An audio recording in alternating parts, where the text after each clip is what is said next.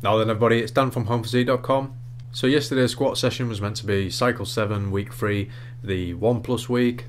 If you've been following the videos, you probably know that I've got an issue with my right knee caving in.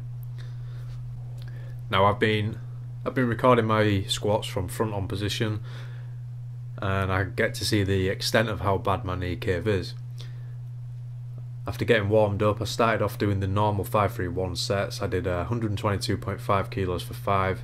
The knee cave was terrible.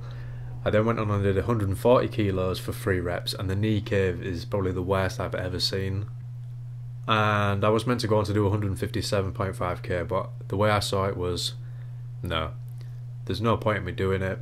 I've got the strength to drive the lift up through my quads, but if I'm not keeping the form right and I'm bringing my knee in, I'm only going to end up hurting myself. I've been getting ankle pain because of it. It's just not worth it. When I started doing all this, Ryan Miller, the guy who made growth stimulus training, one thing that he always says, and one thing that I've learned, is that you should always check your ego at the door. To be honest, nobody cares what you can lift, and it doesn't really matter to anybody how much you can lift. All that matters is that you lift safely and that you don't cause yourself any injury. If you're having to feed your ego, then I'm afraid you're already doomed for failure, because one day it'll come back and bite you in the ass. So I was explaining what my problem was to the other half, and I said, when I do this, and I performed a bodyweight squat, I said, what's happening is my knee's coming in. And she said, well, it didn't come in then. And I said, yeah, but I ain't got no weight on my back. So she said, well, if it only comes in when you've got weight on your back, then surely there's a problem somewhere else, because you can do it. And I thought, do you know what, you're right. And really what it was that I was telling myself that I didn't want to drop the weight down. I didn't want to have to start again. But really what it comes down to is, sometimes it's better to take many steps back so that you can keep going forward. So what I decided to do was, from now on, my squat day is not going to be 5-3-1. It's just going to be me doing a 5x5, probably even more sets, fixing my squat.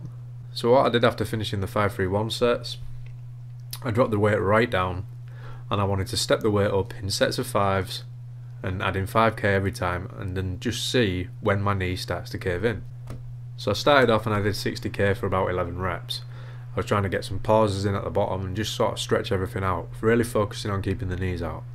I've also gone to taking a wider stance, as recommended by a few people. Up to 65k for 5, that was okay. 70k for 5, that was okay. 75k for 5, that was okay.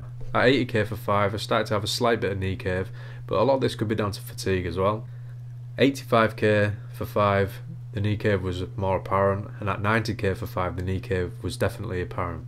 So I dropped back down to 80k for 5 more reps, and then I called it a day at that.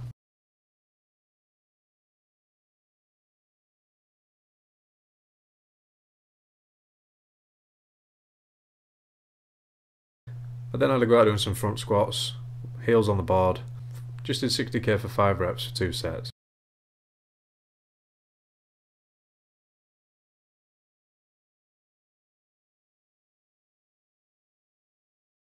For the assistance work, I'm just going to quickly flash it up. I'm not going to bother recording it anymore. All my squat day is going to be about now is fixing my squat and getting back to a level I should be. So all I'm going to say is, if you've got any problems with your lifts at all, don't be afraid to drop the weight down. Don't care what people think. Just make it right for you. So the next video is going to be the pull day.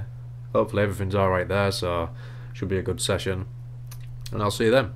Cheers now.